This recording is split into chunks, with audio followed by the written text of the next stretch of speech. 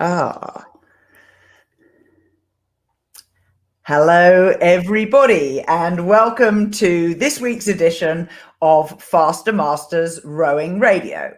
I'm Rebecca Caro, and the Faster Masters Rowing Radio podcast is part of the Rowing Chat network.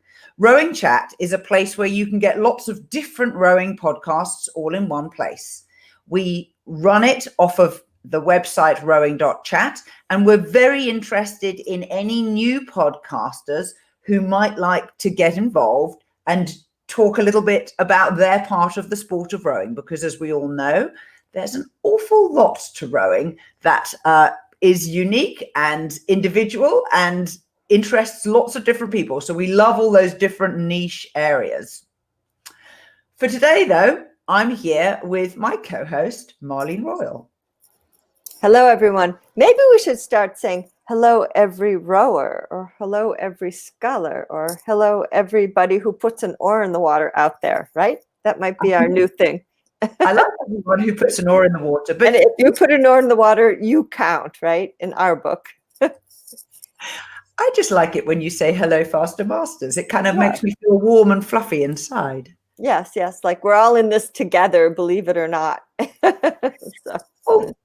Just reflecting back on us and the work that we've been doing, we're coming up for 5 months of doing the weekly podcast and doing the live streaming into Facebook. So people who want to watch live can get involved and put comments and ask questions while we're live. And I'll get to a couple of them. There's already one waiting for us, or a hello. One of the things that I think has been amazing is the amount of community that we get. So I was just before the show started telling Marlene that we get over 500 downloads of this every single week. There are people who are just lovely, loyal, regular listeners. And can we just go, we love you? Yeah, thank you. I mean, it's amazing, really. Like, you want to hear what we have to say. We're so used to listening to ourselves. But, you know, we love rowing. We love talking about rowing. I think Rebecca and I have been extremely lucky that we just kind of by chance found each other and we hit it off, and we started talking in 2016 and we sort of haven't stopped since then. So it's not really anything we planned. It just kind of happened. And, you know, we never end up, even when we hang up from the podcast, we're still talking for another hour. So, you know, it goes on and on. So, and for people, it might be strange for them, but we've never met in person. Correct. You know, Rebecca and I are on 2 different continents. We just have not quite had the opportunity to cross to one another's continent, though I invite her to Canada all the time.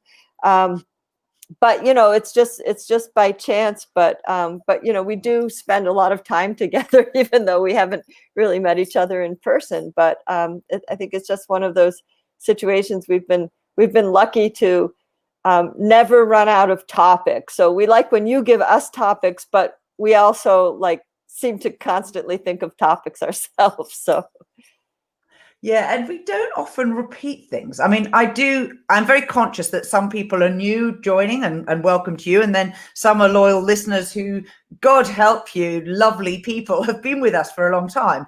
But in my own rowing practice, I know that I find it really beneficial to go back and reprise things that I haven't been focusing on recently. Oh, you have to. I mean, you have to. It's like if you find a video that some instructional video that you really like, you watch it once, but you know, in a couple of weeks, go back to it, or maybe in 3 months, go back to it, because you're going to hear it at a different level, and that's why drills are important. Practice is important, because when someone says to me, "Oh, give me another drill," "Oh, I already did that one." I'm like, okay, well, great, you did that one, but like, do it again, because you didn't do it for 6 months, and it might be different when you do it this time, and hopefully it is. But you know, these kinds of things, they're changing all the time. And I was talking to one of my master's rowers this morning, and they're like, "But we already worked on that." And I said, "I've been rowing for 42 years, and I've worked on this more than once. So believe me." if you want to go faster, you want to apply power. I asked them, how many of you are interested just theoretically, like in racing? Would you race? And they said, for fun? Yeah, we'd race for fun. And I said, well, you can't do it for any other reason than that. But I said, that's why you have to work on your blade work. Until you get your blade work at least 80% good, you're not going to really be able to apply a whole lot of power. And you guys want to, they're really fit people. They want to go fast.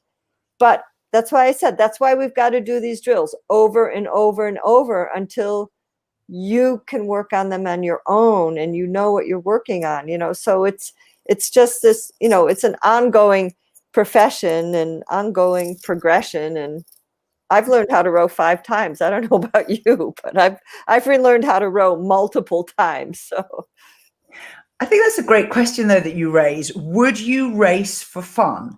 And it brings me back to the reason why adults decide to learn something new. Your brain is wired differently when you're an adult, and many of us find new challenges difficult. And so having a reason to do something to make it fun sometimes takes the fear out of racing, but also when it actually comes to the race, even if it's just you're on your own lake, it's a normal practice day, and you've decided you're going to do a competitive piece side by side, which let's call that a race, it adds that small element of adrenaline and anticipation of an uncertain outcome. And afterwards, that can be very satisfying. Yeah, it's interesting. I had just 2 interesting encounters this week with my masters group, which is a very, very new masters group. One rower, or I'm going to say sculler, is a very creative person, and he immediately said, "This is my new sport." Like that's it. Like immediately, this is my new sport, and is just into the whole spirit of it, the rhythm of it, the training of it, and said, yeah, I'd race for fun. Another member, absolutely new, has rowed for 5 or 6 years, is a surgeon, came from a club where he said, I've been rowing for 5 or 6 years and nobody's giving me any coaching. I've spent more time in the water than out of the water. And he's moved to our club, which is outside of the city, moved to our club. And he said, I just want to start from zero. I want to learn to row to scull from zero. And I want to learn as much about technique as I can. And, and he's perhaps in his mid 60s, and the other one is maybe in his early 50s, but like they're completely into this. This is something really new and different. It's not downhill skiing. It's not cycling. It's really different. It's on the water. And so it's been quite interesting dealing with a very fit group of people who come from other sports, and sculling is something absolutely new for them. And they're just like, they're just ready to dedicate their life to it. So, it's got this appeal that some other sports don't have, right? So it's been quite interesting. Yeah, and I generally find that rowing appeals to people who are thinkers, who try and puzzle things out. And that if you're just a kind of, I'm going to be rude about running now, I'm a runner, I just put one foot in front of the other, and you don't appreciate the process or the practice, you're not going to find much satisfaction in rowing. Or it's going to take a whole lot longer. And like, for example, we have another athlete in our group who loves the sport, started, say, 3 or 4 years ago, but didn't take any coaching, and self-taught. And another very fit masters rowers, but we're having to work on all the basics, all the blade work, all the everything, because the boat just isn't going to move until you know how to enter and exit and the rhythm and the flow and all of these elements. So a real, but this person's very dedicated, but again, has to realizes that, oh, I should not have taught myself what I think is how to scull. Because you know what I'm saying? I know what you're saying.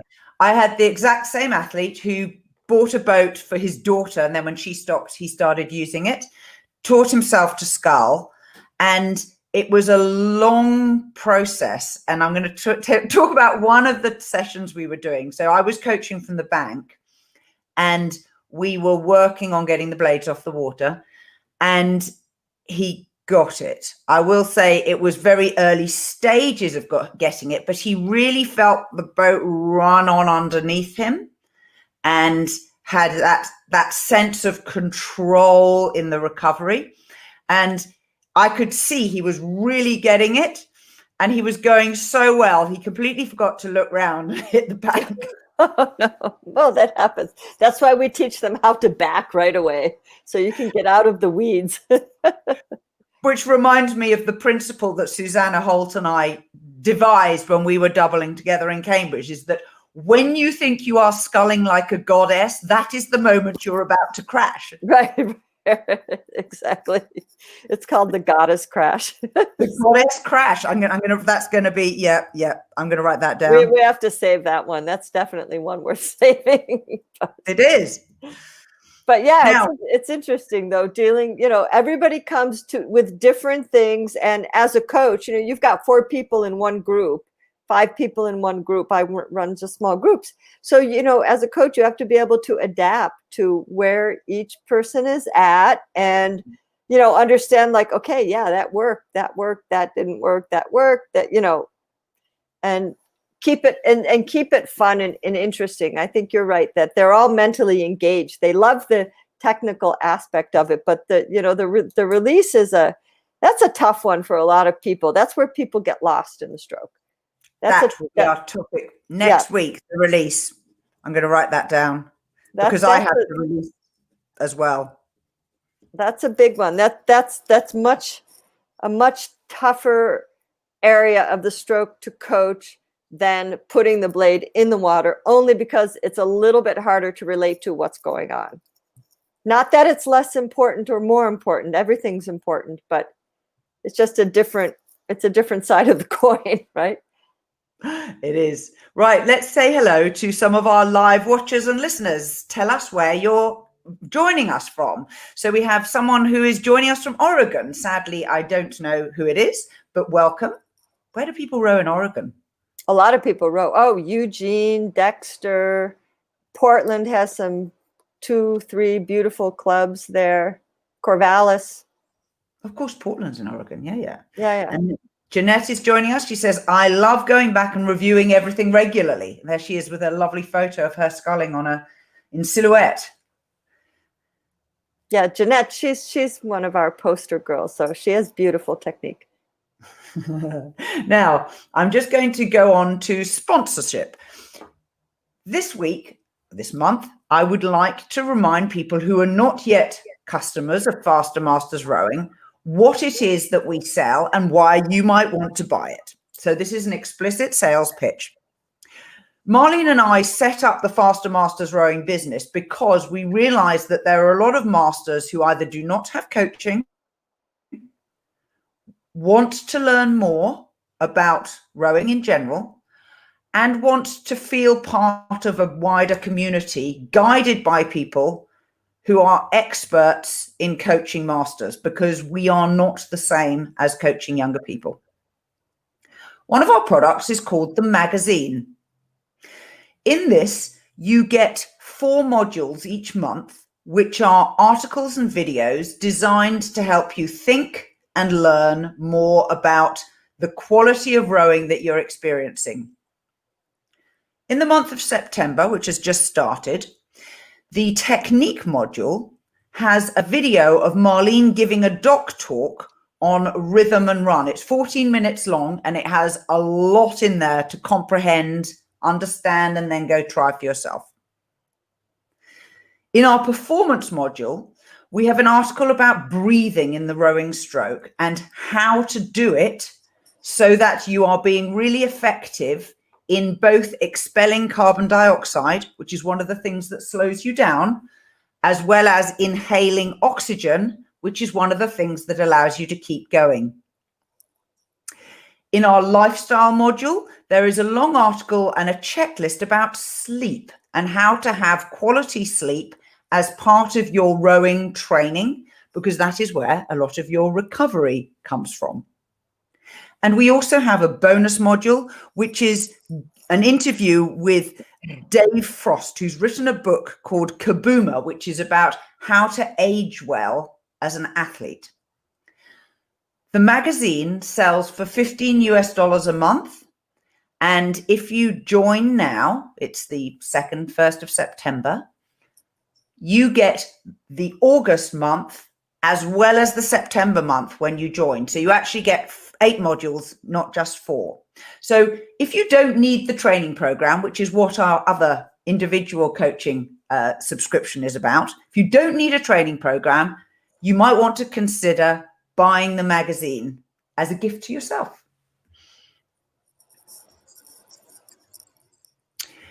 Now, quick look from some of our other live watchers. The Oregon person is from Lake Oswego. Oh, okay. Excellent. Tell us who you are. Oh, yeah, exactly. And then we have someone from Wilmington in North Carolina. Welcome. Great. Head of the Christina. And Carla is here from Brisbane in Australia. Oh, I always wanted to go to Brisbane. It's so nice and warm there. And we also have Ian, who is also there from Brisbane. Ian, do you know Carla? Maybe yes, maybe no. That's right. This is not a dating show. No. And Cici Aguda, who we know is in Washington State. So hello to you as well. Please remember that if you'd like to ask us a question in advance, you can buy an answer on our website. It's question-email. You'll find it. There's a link on the screen. If you're watching the video, it'll be in the show notes. And you can get your answer either live here or in a private email or in a private Zoom call, depending on your choice. Some people don't want to have their questions answered in public, and I respect that. Since we've been talking about all of the fun people who are hanging out here with us, I want to have our first topic to be socializing at the rowing club. So I'm very conscious that a lot of people really value the friendships that they make through rowing. Does this happen for you and your group? For me, it does. I mean, having moved to a new town a couple of years ago, where there was no rowing club at that time, and we since that time have a rowing club. For me, it's been just a terrific way to meet more people who live in the town, who like rowing, who are interested in rowing. So I think, and new people meet each other, which is very interesting as well. So I would say that our time socializing is probably, we come to the boathouse we're boatyard. We don't have a boathouse yet. About 30 minutes before our actual session begins. So you've got 10 or 15 minutes to chat, and we help each other get our boats out, catch up a little bit. Then we have our session, and then there's the time coming in. So we have a relatively relaxed atmosphere in the sense of when we arrive and when we get off the water, because everybody's schedules are more or less flexible, because everybody lives really nearby. Like most people can bike or they live maybe by car 10 minutes. So I would say definitely at our club, and certainly in the past, it depends what kind of club you're in. When I was in a high performance club, there's not a whole lot of socializing. I mean, there's a couple minutes, but if you're getting ready for an intense practice, nobody's really talking all that much before practice. People are focused and ready to get on the water, particularly if it's something like seat racing or competitive. And there's more socializing, I think, after you get off the water. but I think definitely I would prefer not socializing in the boat. That's not the time, in my opinion, to socialize. That's the time to do your workout, unless you've decided to go rowing with your friends side by side and chat. And it's a good way to do your category 6 row, is row with your friend and chat and just do a nice, 75-minute row. That's a perfect way to get in your easy distance. So you can socialize and combine that training category works very well, so it doesn't become a race. But I think socializing is like super important. I need it. I don't know. We definitely encourage it at our club, and we often the weekends we'll always go out for breakfast together afterwards to a local cafe. We're very fortunate there's one that has a huge covered outdoor space, so even if it's wet, you can still sit outdoors and stay sheltered, and we really, really value that. And our club is getting larger. We have it's lovely to have new recruits, to the extent that we counted the number of seats and boats that we have. We have 53, and we're concerned that, if our membership gets over 50, and it's close to 50, will we run out of seats? So long discussion, because obviously you can leave the boat on the water and you can have multiple people using that boat in a single morning. And it was really interesting because the membership said, well, that would be great. There are times when I would really like a lie-in, and actually going rowing at 8:30 on a Saturday morning rather than 7 would suit me. And the counter argument to that was, but then you miss socializing with some people, because you will fall into little subgroups and there may not be overlap between the groups. And then the question is, does that matter? Oh, I don't have the answer. Well, it's interesting. I mean, I had a kind of a similar situation. Say all summer I had 2 groups, and my groups are small. Like we only have 8 masters, right? So we were like 2 classes all summer. And so they were rowing in kind of different groups. However, once now school started, some of our members, they can't row at those times during the week. So we went now to 2 sessions on the weekends, but our week group is now half of each class. So now they're a new combination group. So it's kind of the in between, but I think if, as a club, if you design some activities, or the picnic, or the breakfast, or the something that everybody can come to, I don't think the rowing times are all that important if you have some other things organized, like I don't know, like Cambridge Boat Club in Boston, in Cambridge, I'm sorry, not Boston, Cambridge Boat Club, they have every Tuesday night during the summer, they have the picnic, the shandygaff, and everybody brings what they want. The grill is on, they bring what they want. They bring their own picnic, but people have a picnic dinner together on the grass every Tuesday afternoon during the summertime at Cambridge Boat Club. So you can have things like that, which blend people, which is outside of their rowing time, that works. Or you plan, we have our monthly cocktail party, or, whatever works for people, monthly breakfast or something, That's a great idea. And I love the idea of, they call them potluck suppers here, where everyone brings a plate of food and yeah. Exactly. Except there they just have the grills going, and, you can bring something to grill, but basically everybody brings their picnic and they brings their own dinner, but has it together. So you don't have to go rowing. You're just there for the picnic. Yeah, exactly. Excellent. I might borrow that. Yeah. Now, from our live listeners, Carla from Brisbane says that she and Ian row together with Kim. Okay. Presumably Kim is not watching, but that sounds like a 3. Who's your 4th, Carla? There must be a 4th one. Kim sounds important if they row with Kim. Yeah. And here is the Lake Oswego rower. She's called Renette. Hello, Renette. She's only been rowing for 1.5 years, and I absolutely love it. She says, my husband and I bought our own double mast. Fantastic, Renette. Welcome. And I hope that isn't the cause of any friction in your marriage. That's another topic, mixed doubles. Some people love to row together and some people don't. That is true. My husband won't row with me. I'm like, what do you mean you don't want to row with me? I want to row my single. That's it. That's it. Okay. Now, last week we made a promise that we would talk about switching to Macons, and we ran out of time. So this week, Macon sculls are a scull design that was very popular and well used before the advent of cleaver or hatchet-shaped oars. And it's a symmetrical, classic oar shape of a sort of tapered, not quite a teardrop, but with a squared off end. And Macons were originally crafted by very skilled oar makers in wood, and they were also crafted in carbon fiber like modern day oars. Now, when rowing switched over from using Macons to using cleaver blades, there was a distinct need to change the technique of rowing. Part of the reason is that a cleaver blade has a long lower edge closest to the water, and that edge, it's much easier to grip the water at the catch with a less precise placement. And as a result, a lot of people found they could go a lot faster when they used cleavers.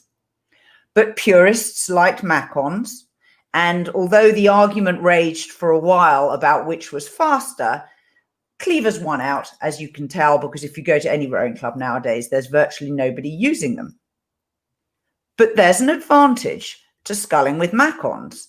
And I think Marlene's going to show us a nice diagram she just drew of what does a Macon blade look like. There's the Macon on the left, and on the right is the cleaver. Nice. Very nice. Yeah, it's crooked. My spoon is crooked a little bit, but I won't row with your spoon. Well, I learned to row with Macon blades myself. Me too. So, and I think the difference is, of course, because the blade surface is smaller, there's a little bit more slip. You don't have as much surface area of the blade in the water, but they won't do the work for you. That's the difference with this type of blade. You have to know how to make the entry very precisely. You have to know how to release very precisely for these blades to work really well. When you get to the bigger, more efficient blades, they do a little bit more of the work for you. So they become, lazy. Go on, play it. Yeah, yeah. I mean, they give you the opportunity not to be as precise. You still have to be precise to win on a high level. Don't get me wrong here, but they're more efficient, so they're less slip. There's a little bit more room for error and still be quite successful with a larger, more efficient blade. But the dynamic, that's one of the reasons technique changed already, also, that the stroke became a little bit more upright, a little bit more total body. It took many years for people to learn how to rig with these blades because the loads were different than they had been for 100 years. And it was easy to get overuse injuries and things because of not getting the load correctly, because the blade is so efficient, the amount of work you're doing is higher. And so it just took a long time to I think it took a good 10 years to sort of nail it down. And what I know, at least, I think, Croker has changed their blade over time. So has Concept 2, and they've both slightly scaled down.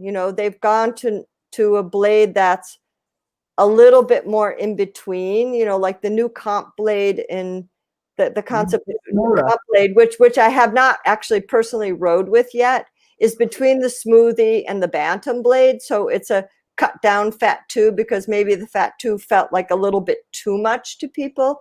Some people love it. For some people, it feels like too much. Croker's got a couple of different blades, the slick cutout, few different size blades, the S39 and the S49. So they're slightly different. So, depending on your size, I think that the original hatchet blade has scaled down a little bit. but they're starting to zero in on the efficiency more too. So, it's maybe like maybe the blade only has to be so big, and then if it's bigger, it doesn't necessarily give you more. So, I think it's taken time.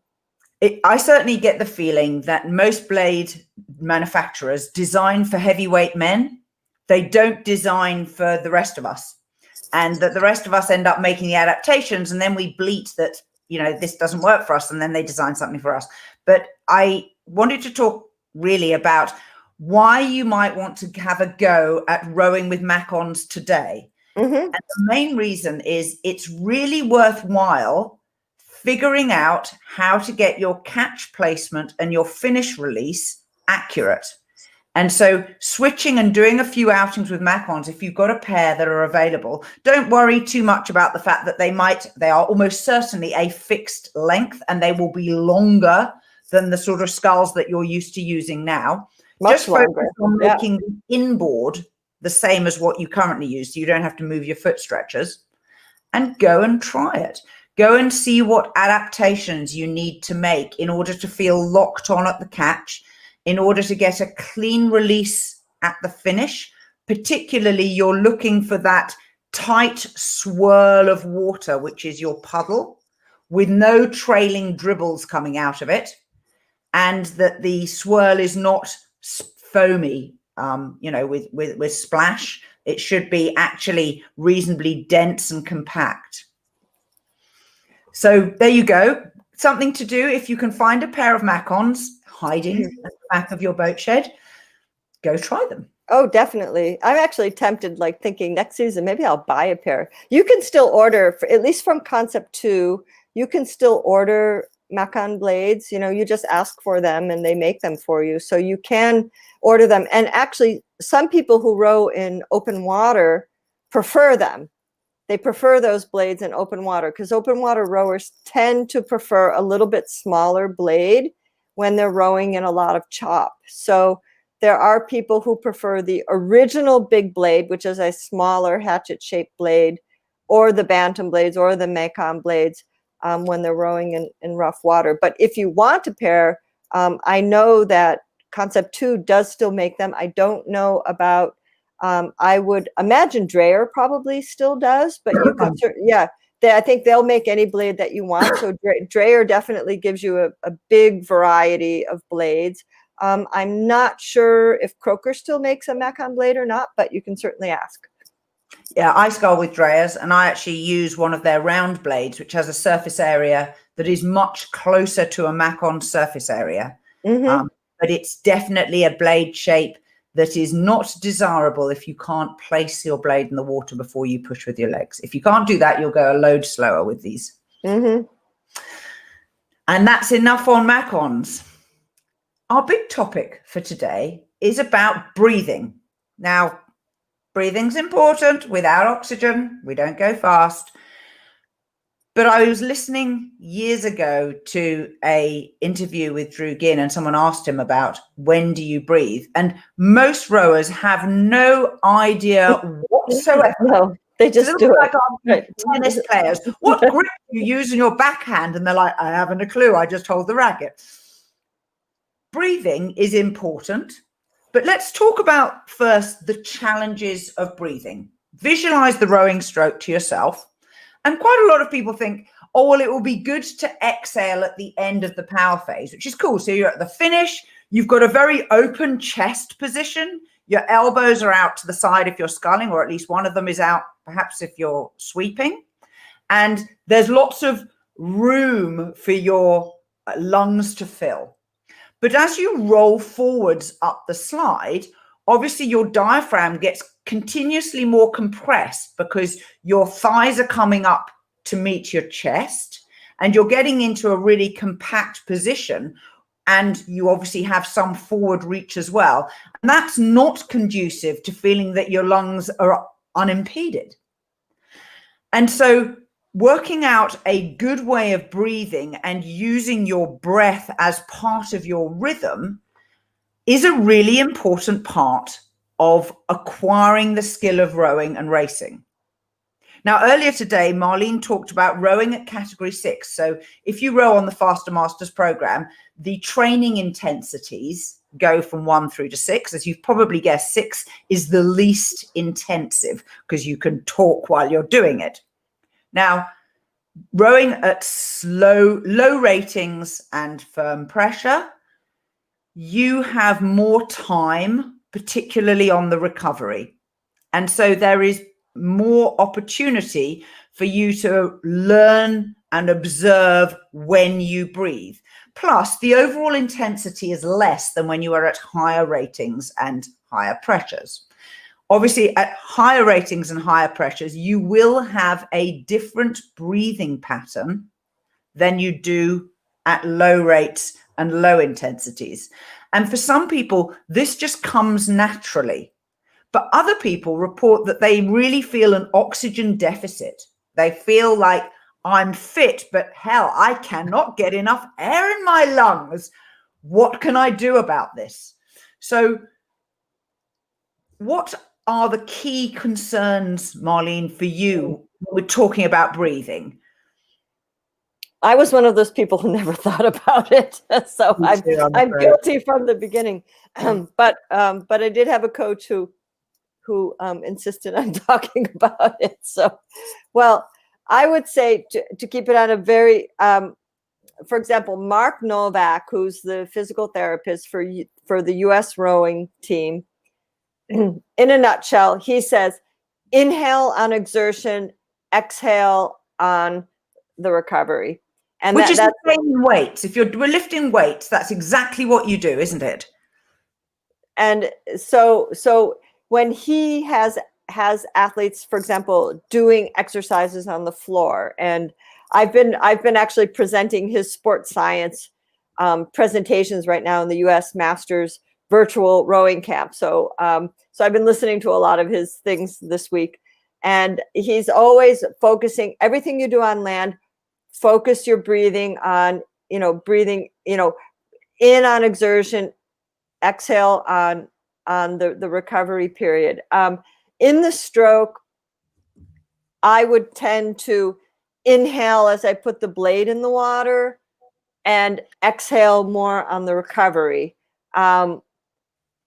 Being that now, people can have different breathing patterns. I don't think that it absolutely has to be this way. I know coaches who insist that it has to be this way, but some people like one of the benefits, I think, if you inhale at the entry is that your lungs are full. It does support your posture and keep you open and keeps you up because you can breathe. Because if you're like this, you're not going to get very much oxygen. But I do think when you're exhaling, you do want to avoid a collapse at the release too. That you still have to you still have to keep your sternum up all the time so that you're breathing in or breathing out. And some people, like, for example, people who do yoga, people who do other sports like swimming and weightlifting, they really tune into their breathing. And in rowing, for some people, that can really help their rhythm a lot. But the main purpose is to blow out the carbon dioxide. Yes. You've got that's what's going to make you tired. That's what's going to bind you up. If you don't breathe enough, if you don't blow the carbon dioxide out, it's not about you need to get oxygen in, but you have a lot of oxygen in you. Generally, it's getting rid of the carbon dioxide buildup. So I think often you have to really teach people when they're rowing hard to blow out and to get that carbon dioxide out. And when you get up to a higher level, you might have to take two breaths per stroke when you get up to a really high level. Again, I kind of don't, but some people need a little mini breath on the recovery. It depends, again, and their coaching differences as far as this. So I'm not totally cut in stone like how it has to be. I think you need to make it part of your rhythm. You do. So that you can, that's one of the things that can calm you down when you're nervous about a race, that if you focus in your breathing and you connect it to your rhythm, you can pull things together when you're a little bit nervous or you've got a lot of, lot of adrenaline. How do you breathe? Well, I'm one of those people, I haven't got a clue how I breathe, but I became very conscious of my breathing when I had an injury. I pulled an intercostal muscle, which is one of the little muscles between your ribs. I pulled it in the week before a very big regatta, Henley Women's Regatta. And I was going to training and finding that it hurt like bilio when I breathed in, when we were doing intense high rating pieces, because we were, tapering for a big regatta. And at that time, I found that if I concentrated on exhaling hard, my lungs reinflated and inhaled without me having to use the muscles. And so for many people, learning to exhale is actually the bigger part of the process. In fact, just as you're listening now, wherever you're sitting or standing or being, just breathe out really strongly. Wait, and now breathe out again. And just keep concentrating on your breathing out. And the more you can breathe out, the more the bottom bit of your lungs is also involved in the process, because a lot of us naturally breathe very shallowly. And I believe that seated occupations do not help that. So learning to use your full lung capacity, or as much as you can, is a great way to get more oxygen in and more carbon dioxide out. So that's your little task for the week. Focus on breathing out and then see how that affects how you feel. Don't see how it affects your breathing in, because hopefully you actually won't notice it. And I would add to Marlene's point about the calming before your race. When I'm coaching crews who I know are going to be a little nervous or anticipatory about racing, I tell them to breathe through their nose. One of the benefits of nose breathing is that your oxygen has to go a longer way. It's got to go up your nose, down the back of your nasal channel, down into your lungs. It's using mouth breathing is a shortcut, but particularly when you're sitting and waiting before a race, having that longer passageway allows the air to pass by more places where the oxygen can be taken up by your body. So you have more chance of hyperoxygenating. And so that's one of the reasons why nasal breathing is helpful at calming you down. The other place where nasal breathing is really useful is during your warm-up. When you're warming up, a lot of people do short slide work, and most of us know that we gradually increase the intensity. Something that I learned from Ayurvedic breathing is that nasal breathing during your warm-up is a really good indication as to whether your work output, your effort in the rowing, is matched by your body being warmed up and ready to perform. And a good indication of that is to breathe through your nose consciously, keep your mouth shut while you're doing your warm-up, until you get to the point where you really feel you have to open your mouth to breathe. It's like you've been holding your breath underwater. You feel like you have to go, and get a good breath in. And if you have to do that when you're very early on in your warm-up, it's probably a sign that your body's not warm enough for the intensity that you're training at. So give your body time. Back off a bit on the intensity, get back into that nose breathing, feel like you're getting enough oxygen in from the nose breathing, and then keep on through your warm-up. And you will move to mouth breathing naturally, but just notice where you make that switch and how you feel at the point that you make that switch. That's interesting. And then when you go to the starting line, do what the Dartmouth women used to do. It's like pass a little Ziploc bag of lemon slices down the boat and you bite it just before you start. And what does that do for you, except for make your teeth squeaky? It makes you go, ah! Okay. Well, I'm very happy that the Dartmouth women use that as a motivator. And frankly, actually, one of the things that it's so much fun doing when you're at the start is to do things that kind of wind up the other crew. I could imagine myself suggesting that we pass the Ziploc bag down and we all just sniff it. Exactly. And just pretend there's something there, because it would be hilarious. Oh my God, they're taking drugs. You could just light up in the boat, right? That would be really good. What I think is one of the best things, like especially if you're in an 8, right? You sit up at the top of the slide, and then you just start going rum rum rum rum rum rum. That'll psych them out every time. But if you're going to do that, be sure that you're fast enough. That's all I have to say. You can do anything you want, but just be sure you're fast enough to back it up, right? We've got some great suggestions from our listeners. So Carla asks, is it better to breathe taking long, lighter or short, strong breaths? Do you get more oxygen with long, not so strong breaths, please?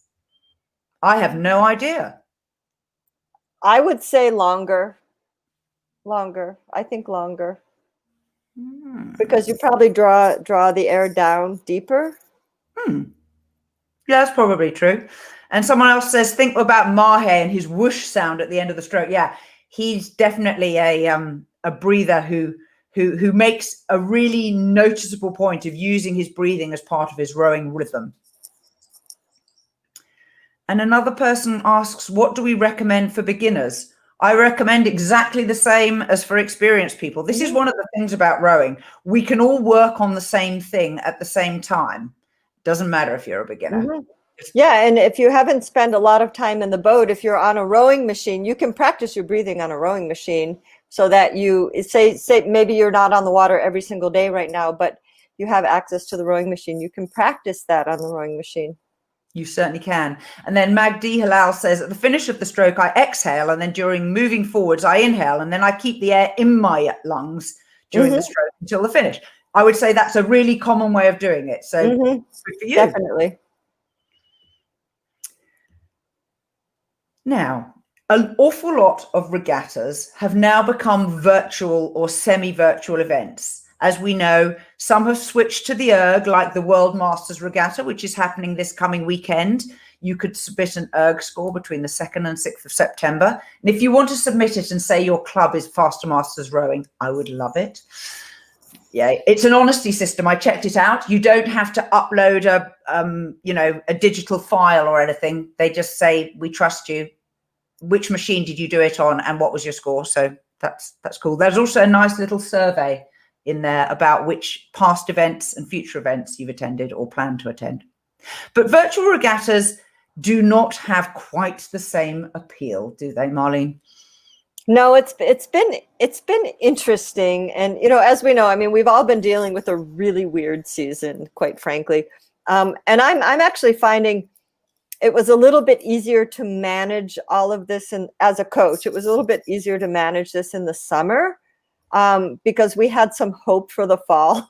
But now as we get closer to the fall, and then, I mean, when we were hit with, like, at least here in North America, that no head of the Charles and no head of the Schuylkill and no head of these Ohio and some other really hooch, big regattas, we all sort of felt a bit deflated. I have to admit. But as I said, the many people are just training. They're taking advantage of the time to improve. Some people are struggling a little bit, but a lot of people are actually, I think, doing all right. But with the virtual regattas, I have not encountered a whole lot of enthusiasm, especially if it's on the erg, right? People right now just do, in general, there may be some people who, they love erg challenges and they'll do it any time of year. But a lot of people are just, they've said to me, I was on the erg until the end of May.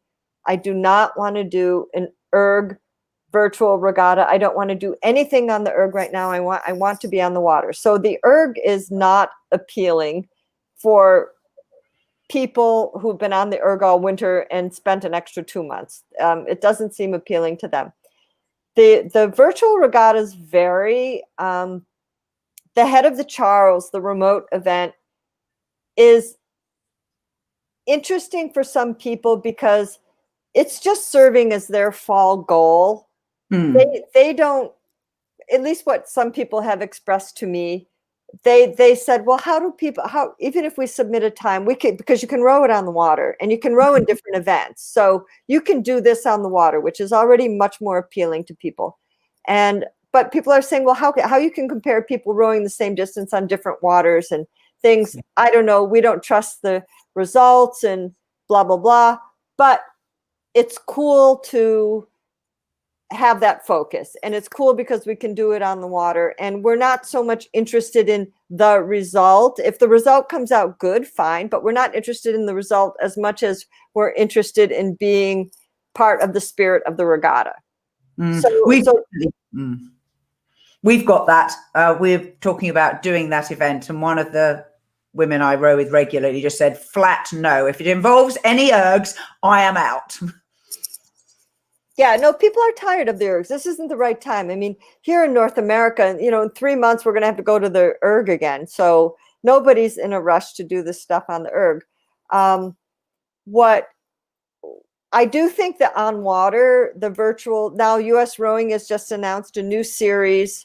I haven't read through all the details of it. It's in conjunction with Concept 2, but there'll be a number of regattas, which I believe you can do on the water, but the details have been sent out. I haven't read through all of them yet, but people want to do things on the water. I think if they have a regular challenge, like if you're going to do the Head of the Charles remote event, well, then, you can make that distance part of your regular training right now and use that as a measure of your own improvement on your home course. And I think that's good, but people have mixed. Some people don't want to deal with it at all. They just want to focus on some technical stuff they haven't been able to focus on for a long time because they do a lot of racing. They're, so we're encouraging people, like, get more video review, get more coaching, get more feedback. It's hard right now because all the camps are closed, but there are ways that you can accomplish that. One of our live listeners says, my erg's not appealing as the bloody chain broke on Tuesday morning as I was winding into my Faster Masters training program. Oh, no. You must have been pulling too hard.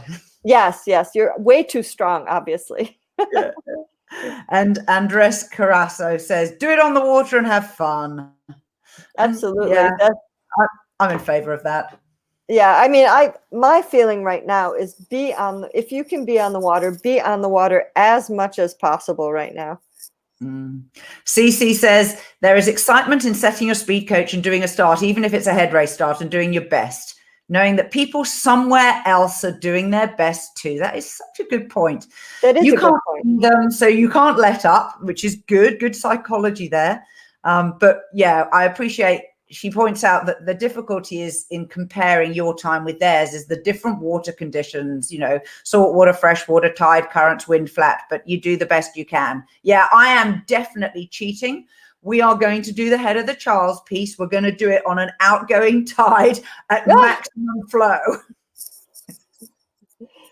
Right. But Cece's point is absolutely correct. Racing is about you. It's about your best. It's about your goals. Racing isn't about anybody else but you.